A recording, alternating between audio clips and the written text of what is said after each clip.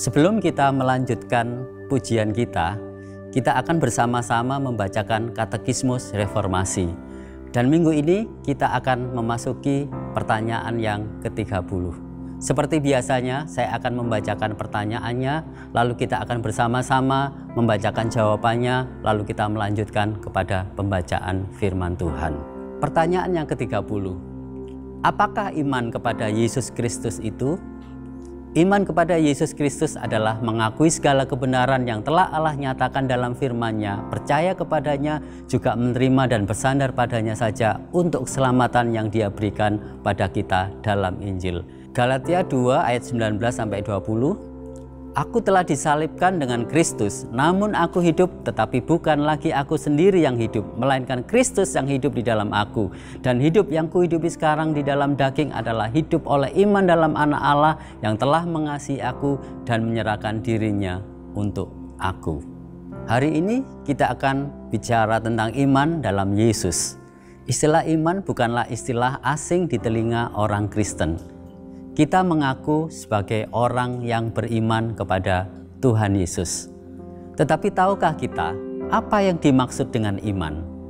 Dari jawaban atas pertanyaan tadi, maka kita bisa belajar 3 aspek dari iman. Yang pertama adalah aspek notisia, yaitu merujuk kepada pengetahuan atau aspek kognitif dalam hidup kita. Kita beriman bukan pada sesuatu yang tidak kita tahu, tetapi pada siapa yang kita ketahui. Aspek notisia itu berarti aku tahu kepada siapa aku percaya. Sebab jika kita tidak tahu Allah yang benar, jika kita tidak tahu betapa menjijikkan dosa, jika kita tidak tahu siapa juru selamat kita, bagaimana kita bisa memiliki iman yang sesungguhnya? Yang kedua adalah aspek asensus. Ini merujuk pada perasaan atau emosi kita. Ketika kita beriman kepada Allah, kita bukan cuma memberikan persetujuan intelek, tetapi tentang bagaimana kita memberikan perasaan atau hati kita kepada Allah. Sebagaimana perasaan dan emosi kita dahulu telah menjadi tumpul oleh dosa, maka sekarang emosi-emosi tersebut kita arahkan kepada Kristus. Jadi asensus bukan hanya masalah kita tahu, tetapi juga kita percaya. Kita percaya ada sesuatu yang terjadi di dalam hati kita. Yang ketiga, aspek fidusia. Ini artinya kita bukan cuma percaya, tetapi kita juga mempercayakan diri kita. Percaya pada apa yang kita tahu itu penting, tetapi iman juga berarti bahwa kita bersandar dan mempercayakan diri kita kepada Allah. Kemudian kalau kita berbicara tentang apa artinya diselamatkan, keselamatan itu bisa berarti aman, sembuh, diampuni, diadopsi, atau dibuat utuh. Namun arti terpenting dari keselamatan adalah relasi atau hubungan kita dengan Tuhan itu dipulihkan. Kita yang dahulu jauh sekarang menjadi dekat. Yang dahulu musuh sekarang menjadi anak-anak Allah. Kita telah diberikan kehidupan yang baru bersama Tuhan sekarang. Dan karunia kehidupan kekal nanti di surga selamanya. Keselamatan adalah anugerah Tuhan. Itu bukan sesuatu yang bisa kita peroleh atau raih, tetapi kita terima dari Tuhan.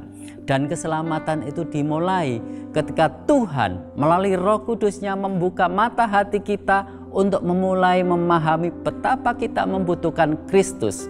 Diselamatkan itu seperti kita sedang tenggelam di tengah-tengah lautan dan menyadari bahwa kita tidak dapat menyelamatkan diri sendiri, sehingga seorang harus datang untuk menyelamatkan kita. Dan yang perlu kita lakukan hanya berserah dan mempercayakan hidup kita pada Sang Penyelamat untuk kita diselamatkan. Saudara-saudara, demikian juga hari-hari ini. Kalau Anda sedang membutuhkan pertolongan untuk penderitaan yang sedang Anda alami, janganlah engkau menaruh iman pada kekuatanmu sendiri, tetapi berserah dan percayakan hidup Anda sepenuhnya kepada Yesus. Dia yang menyelamatkan kita, maka Dia juga yang berdaulat atas seluruh hidup kita. Maka tidak ada rencana yang gagal, sehingga kita bisa menjalani kehidupan kita dengan aman dan tenang bersama-sama dengan Tuhan.